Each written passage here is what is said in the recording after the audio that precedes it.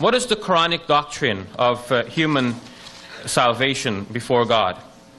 The Quran tells us that God created human beings for a purpose. That purpose is said as worshipping God. And in Islam, the idea of worship is more comprehensive than just simply involving in prayers. We see our whole life as a worship of God, and living under God's rule and law and trying to please God is our way of worshiping God continuously, not just simply during the prayers.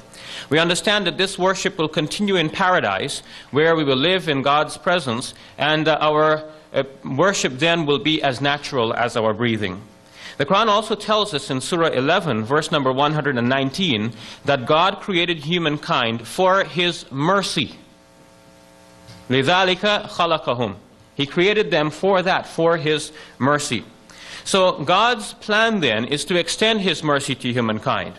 But Surah 7, verse number 156, warns us that that mercy will be given to those people who fear God, who pay the charity, and in basic terms, who try to be good before God. The Quran shows us that God created human beings on what we refer to as the fitra, or the natural way. And the Quran enjoins upon us that we should keep our faces straight on that path of the fitra, or the natural way. I envision this as if God has put all human beings on, let's say, one straight highway leading to paradise.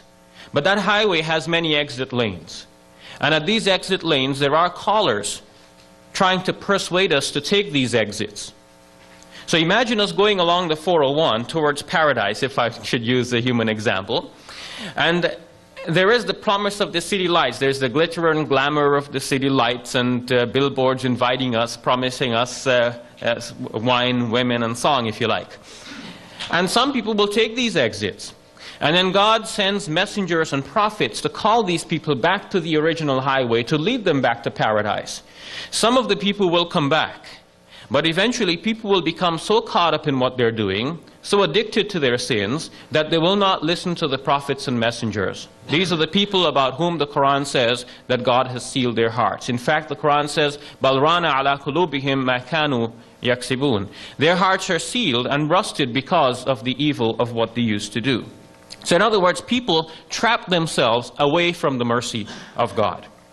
Naturally, we cannot blame God for what people have done for themselves. But God's grace is there, extending to humankind again and again.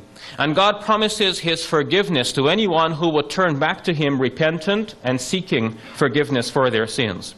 If anyone should die in that state of sin, it is still in God's prerogative, we learn from the Quran and from the sayings of the Prophet Muhammad, peace be upon him, that He can actually forgive human beings. There is one sin that the Quran speaks about as the unforgivable sin. That is the sin of ascribing partners to God. Considering that God is, let's say that there are other beings to be worshipped in addition to, alongside with God, or instead of God.